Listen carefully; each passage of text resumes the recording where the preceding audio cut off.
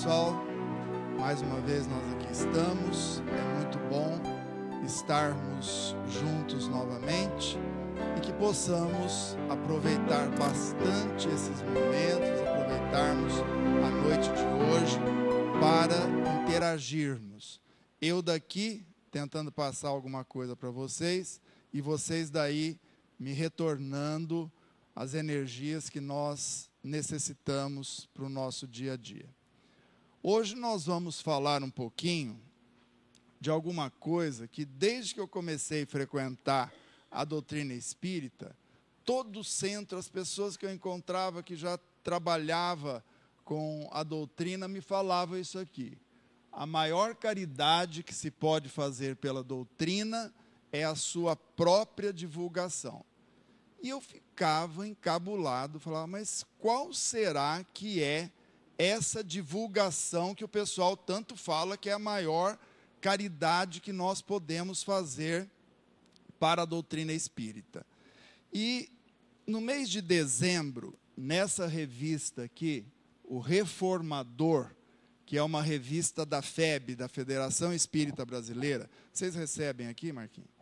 Traz uns artigos excelentes essa revista, né? Vale a pena todo mundo estar lendo, estar estudando, porque é uma revista excelente.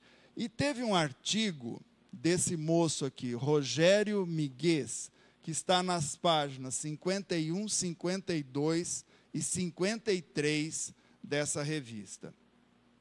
E ele começa o artigo dele dizendo de onde se originou essa frase que nós colocamos aqui no início. Essa frase está no livro Estude e Vida, esse livro foi através da psicografia de Chico e Valdo, quando eles psicografavam juntos, o Emmanuel ditou isso aí para eles.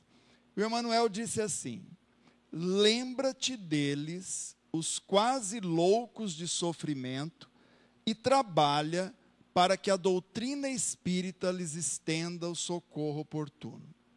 Para isso, estudemos Allan Kardec ao clarão da mensagem de Jesus Cristo e, ou no exemplo, ou na atitude, na ação ou na palavra, recordemos que o Espiritismo nos solicita uma espécie permanente de caridade, a caridade da sua própria divulgação.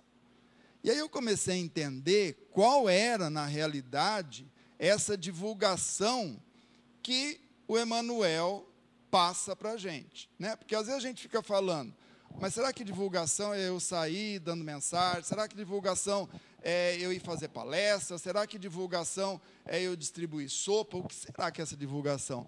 E ele colocou ali, olha, é no exemplo ou na atitude, na ação ou na palavra. E quando a gente volta lá atrás, né, com Allan Kardec, nesse artigo, esse moço coloca uma coisa que eu também não sabia. Por isso que é gostoso a gente ler, né? A gente aprender. A doutrina espírita tem muito disso. A gente tem que ler, tem que buscar. Ele coloca, isso é o que eu estou falando, eu não sabia. Eu fiquei sabendo quando eu li esse artigo. Allan Kardec desencarnou em 31 de março de 1869. Quase um mês depois, em 30 de abril de 1869, o Allan Kardec comparece numa reunião espírita, lá na Sociedade de Paris, e traz uma mensagem, através de uma psicografia, o Allan Kardec se comunica. Eu nunca tinha ouvido falar nisso. Você já tinha ouvido falar? Eu nunca tinha ouvido.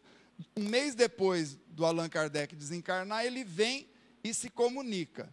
E essa comunicação dele, o título é: o exemplo é o mais poderoso agente de propagação.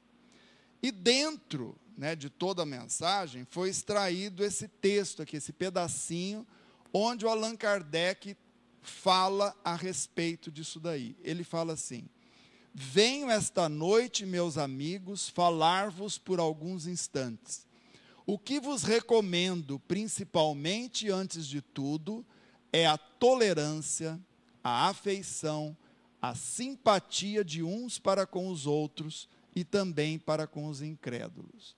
As brochuras, os jornais, os livros, as publicações de toda sorte são meios poderosos de introduzir a luz por toda parte. Mas o mais seguro, o mais íntimo e o mais acessível a todos é o exemplo na caridade, na doçura e no amor. Olha lá. Allan Kardec batendo nessa tecla, Emmanuel depois batendo nessa tecla, que falando para nós o quê? É o exemplo que fica, né? Não tem jeito, né? Nós podemos chegar aqui hoje, falar, dizer bastante coisa, mas se nós não tivermos como exemplificar isso aí, as palavras vão embora, né? E é por isso, eu sempre falo, que no nosso lar, principalmente, nós precisamos dar exemplo. Se a gente não der exemplo, as palavras não vão ficar, né? É o exemplo que fica. E aí eu fiquei pensando assim, bom, mas como será que a gente pode dar esse exemplo na nossa vida? Como será que a gente pode estar trabalhando com esse exemplo? E eu li um texto, que é um discurso desse Brian Deeson. Ele era o presidente mundial da Coca-Cola. E quando ele foi se aposentar, ele fez um discurso, né, de aposentadoria. E nesse discurso aqui, ele falou mais ou menos assim, olha, imagine a vida como um malabarismo com 5 bolas. Malabarismo, né, quando a gente fica jogando as bolas, 5 bolas que elas têm que parar no ar.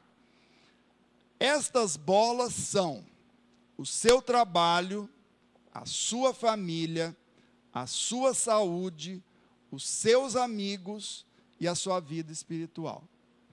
E você tem que mantê-las sempre no ar. Logo, você vai perceber que o trabalho é como uma bola de borracha.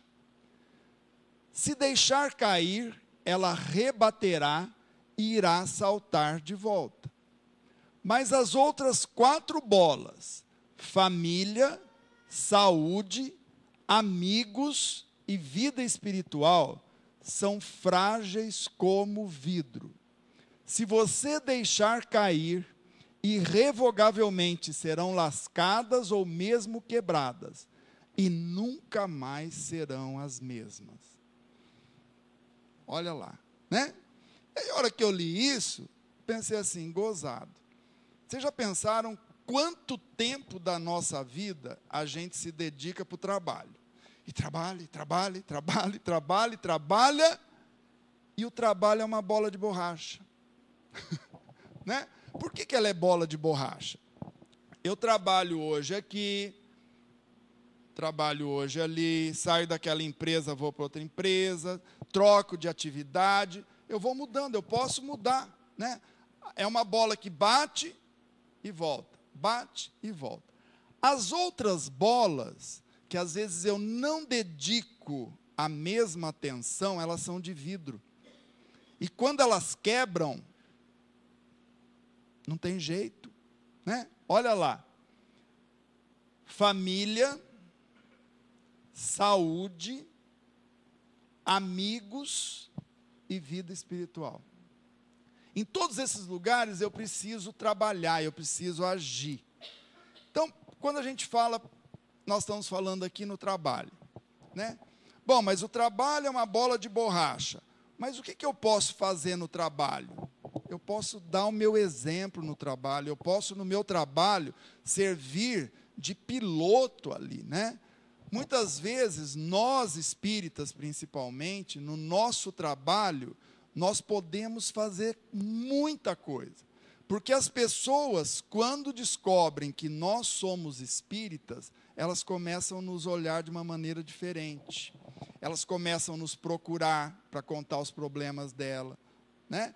E aí eu tenho que, através das minhas atitudes, poder dar esse exemplo de espírita que eu preciso dar lá no meu trabalho. Eu preciso fazer com que as pessoas me enxerguem como verdadeiro cristão, né? Como aquele que ouve, como aquele que pondera, como aquele que sabe falar no momento certo aquilo que precisa falar, e não aquela pessoa que faz intriga, que finge que trabalha e não trabalha, né? A gente tem que observar bem esse exemplo. A saúde. Vocês já pensaram o que é a saúde na nossa vida? Né? A gente só descobre o que é a saúde quando a gente está doente, né? Porque quando nós estamos bem, nós estamos bom, vocês já perceberam como a gente é peitudo, né? A gente chega em casa, a gente é o galo do galinheiro, né? A gente manda, desmanda, fala, manda o outro ficar quieto, tipo assim, aqui quem paga as contas sou eu, você faz o que eu quero, né? Só que aí a gente fica doente, vai para uma cama. Eu vi, agora um tempo atrás, minha sogra ficou em casa, doente, e aí eu tinha que dar banho nela, que limpar o bumbum dela, trocar as fraldas dela, né? E muitos de nós vamos estar um dia numa situação dessa. E sabe o que vai acontecer, gente? Talvez aquele que a gente menos espera que vai fazer isso para a gente é quem vai fazer. Né? É aquele que a gente falava assim, esse aqui eu não posso nem ver. Essa minha cunhada aqui, ó, eu não quero nem passar perto.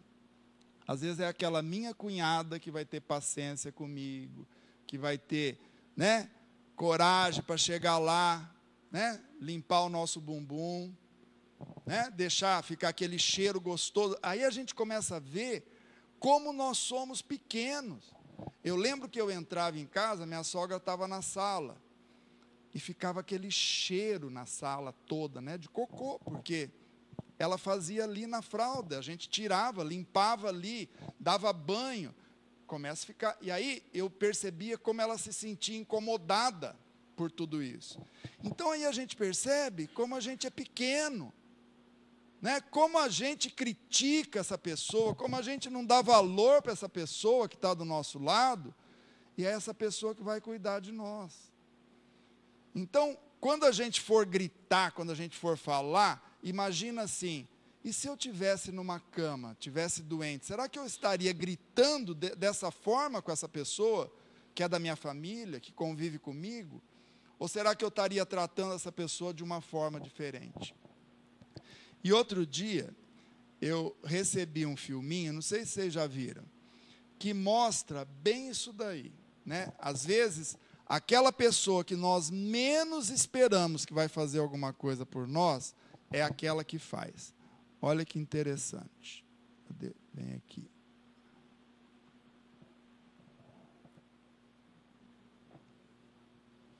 Quem já viu não conta o fim não, hein? Assistiu? É um tapa na cara, né? Está baixo.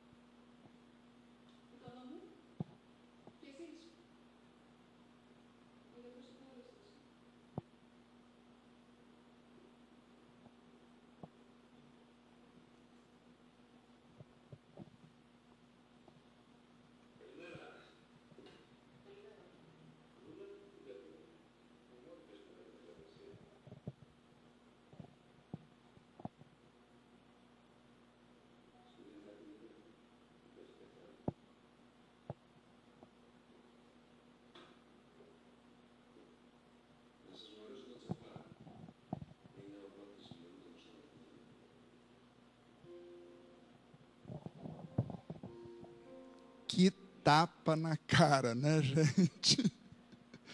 Vocês viram que o moço chegou, a mãe não queria deixar nem a filha ficar perto dele, né? Sai daqui, porque ele deve ser algum cara, né? Algum infectado, né? É alguém que pela aparência não é boa gente, não é do nosso tipo, não é da nossa classe, né? E nós fazemos muito isso. A gente olha para a pessoa, isso aí, olha o jeito que ela, nossa, eu já julgo, às vezes pela roupa, né? Pelo cabelo, pelo tipo, e às vezes é aquela pessoa que vai me fazer aquilo que eu nunca esperava, né? Então a gente tem que tomar muito cuidado com isso. E os amigos? Amigo é uma coisa muito importante, né? Porque quem tem um amigo tem um tesouro. Outro dia eu li uma frase, um trechozinho do Chico. O Chico falou assim, olha que interessante.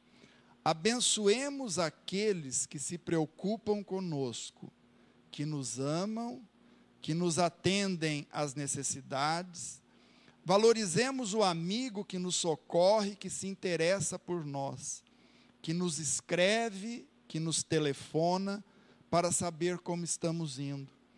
A amizade é uma dádiva de Deus.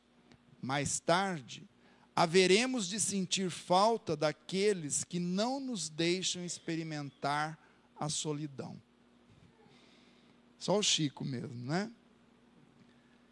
Será que nós estamos fazendo por nossos amigos tudo que os nossos amigos nos fazem? Porque às vezes as pessoas nos ligam, nos dão uma palavra, e eu não estou nem aí com as pessoas, né? Outro dia eu falei isso para um amigo meu, posso até às vezes ter errado, mas eu cheguei para ele e falei, olha, que eu passei um probleminha aí de saúde, falei, olha, muito obrigado, viu? Falei, se eu tivesse morrido, nem coroa de flor eu tinha recebido sua, porque você nem ligou para mim, né? Oh, não sabia. Falei, claro que você não sabia, você não ligou para saber de mim. Você não percebeu que eu fiquei um mês sem ligar para você? Porque eu ligo, toda semana eu ligo para ele. Só que eu não liguei um mês para ele, e ele não ligou para mim. Não é? Então, às vezes, nós estamos achando que nós não fazemos falta para a pessoa.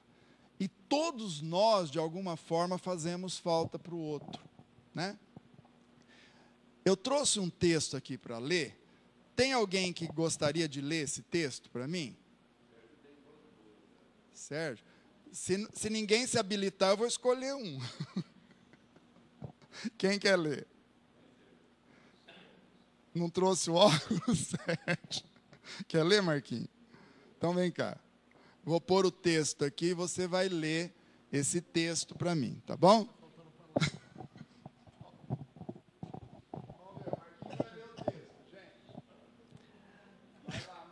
A máquina de escrever. Apesar da minha máquina de escrever ser um modelo antigo, funciona bem, com exceção de uma tecla. Há 42 teclas que funcionam bem, menos uma.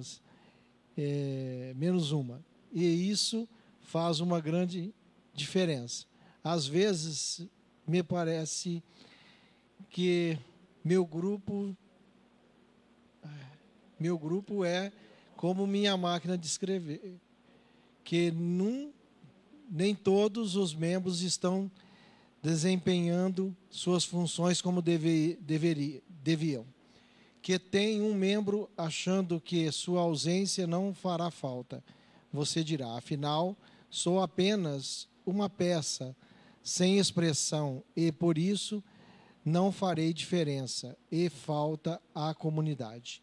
Entretanto, para uma organização poder progredir eficientemente, precisa da participação ativa e consecutiva de todos os seus integrantes. Na próxima vez que você pensar que não precisam de você, lembre-se da minha velha máquina de escrever e diga a si mesmo, eu sou uma peça importante no grupo e os meus amigos precisam de meus serviços. Pronto, consertei a minha máquina de escrever. Você entendeu o que eu queria lhe dizer. O que ele queria dizer, Marquinhos? Que a gente, por mais que a gente seja, que a gente acha que não faz falta para as pessoas, a gente tem a parcela da gente que a gente contribui na onde a gente vive, né, com as pessoas com quem a gente se relaciona. Então, a gente sempre faz falta, completa alguma coisa, né? Esclarece alguma coisa. Tá? É isso aí mesmo, né? E a gente tem que entender que em todos os lugares onde nós estivermos, nós somos importantes. E nós precisamos ver essa outra pessoa como alguém importante também para nós, como algum amigo. Nós, às vezes, e eu falo nós, quando eu falo nós, eu estou falando nós espíritas, falhamos muito nisso. Eu percebo que os evangélicos, os católicos, quando alguém do grupo deles está faltando, está ausente, a comunidade vai lá. Quer saber por quê? O que está precisando? O que aconteceu? E nós, às vezes a pessoa sentou do nosso lado 1 ano, aqui ó, do lado, e a cadeira está vaga faz 2 semanas. Eu não ligo para a pessoa. Ah, isso aí é para o dirigente, é para o diretor, é para a secretária, seja lá quem for, mas eu não preciso ligar, não. Nós precisamos ligar, nós precisamos saber como é que você está. Você está precisando de alguma coisa? Está te faltando alguma coisa? Você está doente? Será que nós estamos fazendo isso com os nossos amigos, com os nossos companheiros de trabalho, de doutrina, com aquela pessoa que vem na casa? Nós precisamos fazer, porque ele pode ser esse X, né? Essa pecinha que está quebrada e que precisa de ajuda, e que eu posso dar essa ajuda, né? A gente tem que se preocupar muito com isso. E a vida espiritual, gente? Eu me lembro que a última vez que eu estive aqui, eu falei que eu ia fazer uma pergunta da próxima vez que eu viesse. Você lembra, Marco? Lembra, né, que eu falei que eu ia fazer? E que eu queria que todo mundo procurasse a resposta para me dar. Como todo mundo procurou a resposta e sabe a resposta, eu posso perguntar para qualquer um, né, que todo mundo sabe. Não lembra nem da pergunta, quanto mais da resposta. Você não veio, né? Não veio, você faltou. Bom, mas quando nós falamos em vida espiritual, perguntaram uma vez para o Dalai Lama: Dalai Lama, qual é a melhor religião que existe? E o Dalai Lama deu essa resposta fantástica, né? A melhor religião é a que te aproxima de Deus, é a que faz de ti uma pessoa melhor. Pensava talvez que o Dalai Lama ia falar: a melhor religião é você ser um monge lá no Tibete, né? Que é a que ele coordena, né? Não, ele falou: não, a melhor religião é a que te faz melhor. Por isso que às vezes a pessoa chega lá na nossa casa espírita e começa a conversar na entrevista, eu falo: você frequenta alguma casa, alguma coisa? Ah, eu frequento, eu sou evangélico. Bem, por que você está saindo de lá? Ah, porque eu estou procurando outra coisa.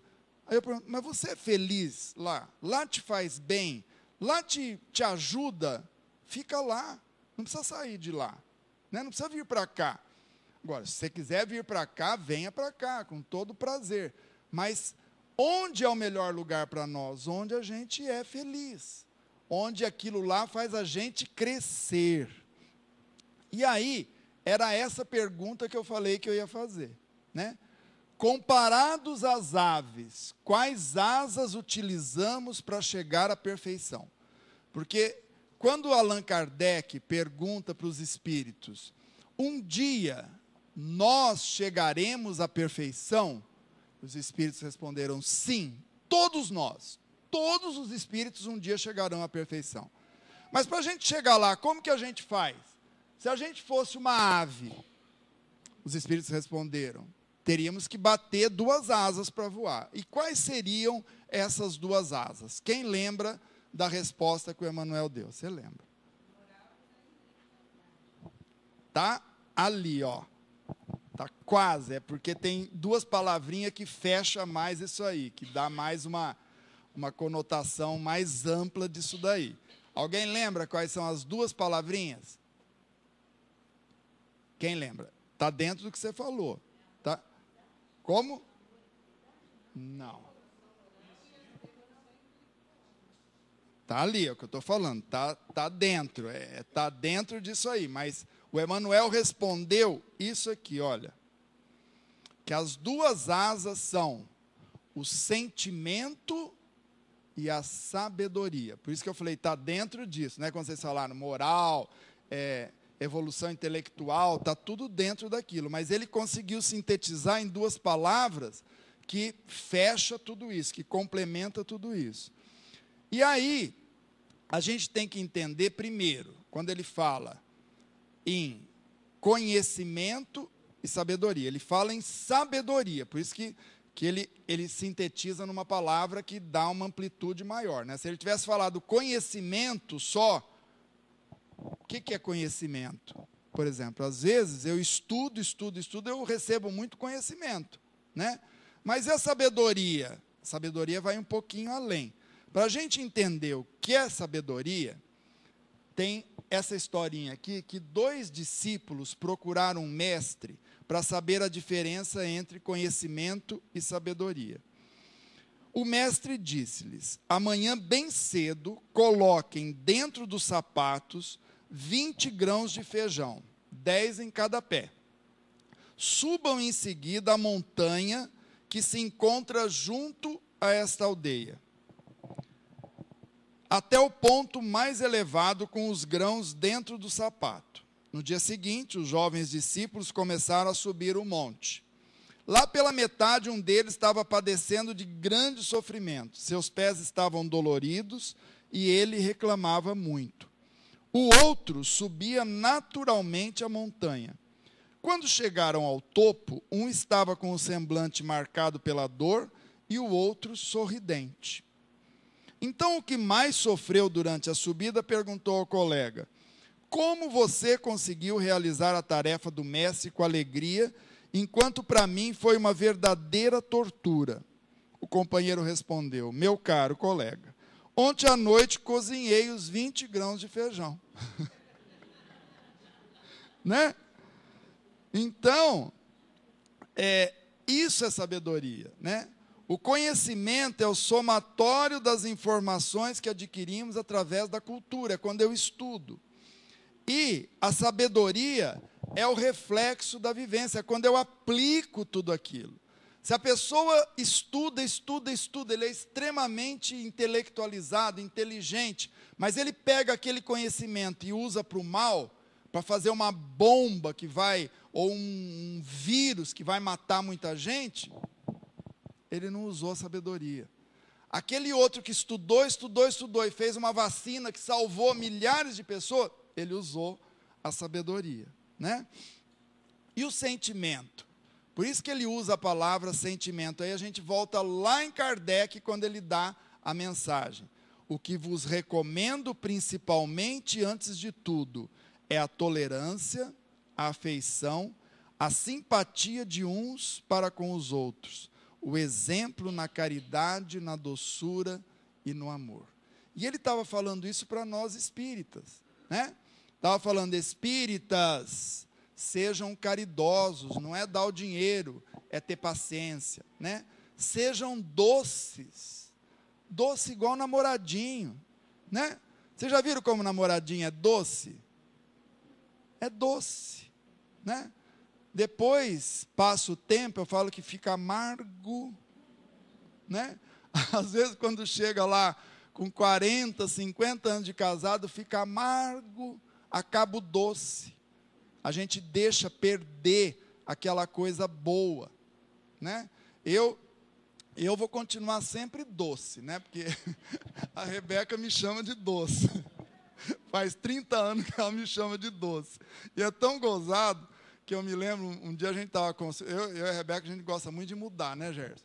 E a gente já mudou, meu filho vai fazer a semana que vem 28 anos. Nós já mudamos 20 vezes. Né? Faz 30 que a gente casou, já mudamos 20. Reforma, muda e sai. Né? E uma vez a gente estava reformando uma casa, fazendo, e eu levei um moço lá para ver um negócio da piscina. Né? E deu um problema na piscina, era um rancho que a gente estava fazendo lá no Rio Grande. E aí eu peguei o moço para levar lá na cidade, porque na época não tinha celular. Você tinha que ir lá na cidade, no orelhão, para ele ligar para o cara daqui da loja para explicar para ele o que era. Aí, e ele ouvia a Rebeca me chamando de doce. Por enquanto ela não chamou de amargo ainda. Aí eu levei ele lá na cidade, ele pegou o telefone para falar com o chefe dele aqui. Aí ele falava assim, eu estou te ligando porque eu estou aqui com o doce. Porque ele não sabia meu nome, ele ouvia a Rebeca falar doce, doce, doce. É o doce, né? Acho que o chefe dele falou, você está com quem? Com o doce. O chefe dele não entendeu nada, né? Mas é gostoso, né? Isso aí é uma coisa que eu gosto, que ela me chame assim, né? Porque significa que ela ainda não perdeu, né? Não está no amargo ainda, né? Antes de chegar ao amargo, eu vou embora. Porque eu falo para ela, eu quero ir antes que você, né? Minha vingança será maligna. Você que vai cuidar de mim, vai trocar minhas fraldas, vai me levar no braço. Aí eu vou embora, aí você fica para o filho, para cuidar, né? Bom, e falando nisso, a gente entra em quê? Em família, né? Porque família, gente, é aquilo que nós falamos lá desde o começo, é o mais importante, né? A gente tem que dar muito valor nessa coisa de família, de união, de estarmos sempre ligados um ao outro. Por quê? Olha lá, olha o que o Emmanuel, eu gosto muito do Emmanuel, porque o Emmanuel, ele fala aquilo que a gente precisa ouvir, né? Ele fala o seguinte, cada criatura nasce na terra no sítio em que deva produzir mais e melhor para o bem, com os recursos necessários para o aprimoramento que lhe diz respeito e sob as circunstâncias mais favoráveis à obra que lhe cabe realizar. Não ouvide os instrumentos de progresso que o Senhor te confiou ao caminho. Olha lá o que ele está falando. Nós nascemos onde nós precisávamos nascer. Nós estamos com as pessoas que nós precisávamos estar. Então, eu sempre bato nessa tecla. Por quê? Porque a gente precisa ouvir isso o tempo todo. Aquelas pessoas que convivem conosco, sejam pais, filhos, esposo, esposa, são as pessoas que nós precisamos para o nosso adiantamento. Então, eu tenho que cuidar bem dessas pessoas. É essa pessoa que vai me ajudar o meu aprimoramento, o meu progresso. Então, o meu companheiro, a minha companheira, é quem vai me auxiliar. E o que eu estou fazendo para o meu companheiro e para a minha companheira? Mal, às vezes, estou desejando bom dia, boa tarde, boa noite. Né? Eu estou levando. Eu sempre falo isso, a gente vai perdendo essa coisa gostosa de estar junto, de olharmos mais um para o outro. Os filhos, estarmos mais com os filhos. Então, a gente volta lá atrás. Às vezes, estou trabalhando demais e estou deixando de viver os meus momentos. E os momentos vão passar. E aí, o que eu vou fazer? Né? E com a minha esposa, com o meu esposo, o que eu estou fazendo? Outro dia, eu recebi uma piadinha, mas é uma historinha de uma mulher que ela foi com o marido ao médico. Não sei se vocês já ouviram, né? E o médico examinou o marido, viu tudo que ele tinha, os problemas que ele tinha, E terminada a consulta, ele falou para a esposa, olha, eu gostaria de conversar com a senhora em particular. O marido assustou, falou, vixe, eu devo estar muito mal, né? Porque ela querendo falar, o médico querendo falar sozinho com ela, vai contar alguma coisa para ela. E aí ele saiu da sala, do consultório, e o médico começou a falar. Aí o médico falou o seguinte, seu marido está com um estresse profundo. A situação é delicada, e se a senhora não seguir as instruções que eu vou lhe passar, seu marido certamente vai morrer. São apenas 10 instruções que salvarão a vida dele. E aí ele vai passar para a mulher, né, as 10 coisas que a mulher tem que fazer. Então, vocês prestem bem atenção para vocês já irem aprendendo. Quando seu marido estiver muito estressado, fazer isso para o seu marido. Primeiro, toda manhã prepare para ele um café da manhã reforçado. 2, sempre o receba feliz e sorridente. 3, nunca o incomode. 4, não o atrapalhe quando ele estiver vendo futebol. 5, procure fazer todas as comidas que ele gosta. 6, não o aborreça com problemas do universo feminino. Né? Porque mulher tem essa coisa, né? Às vezes a gente chega, ela começa a falar, né? Falar da cabeleireira, falar da novela, falar da unha, falar do pé, falar do não sei do que, né? São os problemas do universo feminino. Vocês têm que deixar isso aí para falar com as amigas, né? Não com o esposo. Converse com as amigas sobre isso, né? 7, colabore com o orçamento doméstico, fazendo o máximo de serviços que puder, dispensando a faxineira, a auxiliar de cozinha, a passadeira, e fazendo todos os serviços sozinha, né?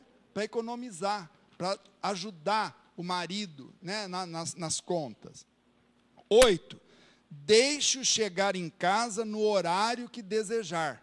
Não pergunte onde ele estava, o que ele estava fazendo, né? Principalmente, eu sempre falo isso, olha, a esposa espírita não precisa perguntar, né? Porque com toda certeza o marido vai esteve em algum lugar fazendo bem, praticando alguma coisa boa, então não precisa perguntar para ele, confia, né? A esposa espírita tem que confiar, porque marido espírita é perfeito, né? O que vocês riram? O de vocês não é? Só aqui que não é. Só aqui. Bom, 9, né, era aqui. Nunca questione onde estava, né? A Rebeca já aprendeu isso. Não pergunta mais. Inclusive, normalmente eu chego em casa com a camisa marcada de batom, né? É sério.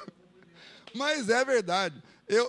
Devido à minha altura, né, normalmente as mulheres, elas pegam mais ou menos aqui, né? E a gente faz palestra, essa coisa, chega, abraça, tuf, marca aqui, né? Ela vai lá, limpa lá, e nunca pergunta, né? Isso que é bom, confia, né? Mas a gente brinca, gente, mas é uma verdade, né?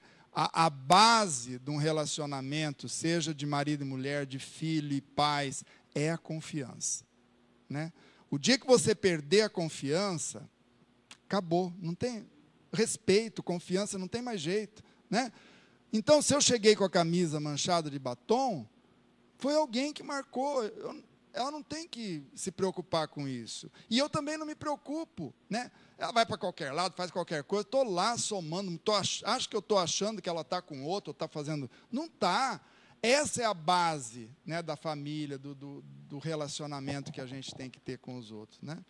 Esteja sempre pronta para fazer o que ele quiser. Esse ponto 10 é assim, fecha com chave de ouro, né? Bom, aí ela saiu do consultório, pegaram o carro e estavam indo para casa. E aí o marido, curioso, falou, será que eu estou com alguma doença contagiosa, alguma coisa ruim? O que será que está acontecendo? né? E ele pergunta para ela: meu amor, o que foi que o médico disse? Ela virou e respondeu assim: ele disse que você vai morrer. Como quem diz: fazer isso aí, mas eu não faço nunca, né? Não vou fazer mesmo, né?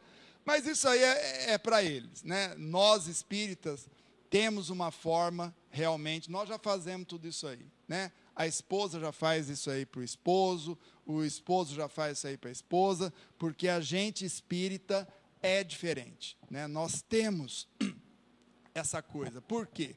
Porque nós espíritas já entendemos todo o processo de ação e reação, né? E isso é uma lei universal. O que eu fizer, volta. O que eu fizer, retorna. E se eu fizer coisa boa, volta coisa boa. Se eu fizer coisa ruim, volta coisa ruim. A vida é assim.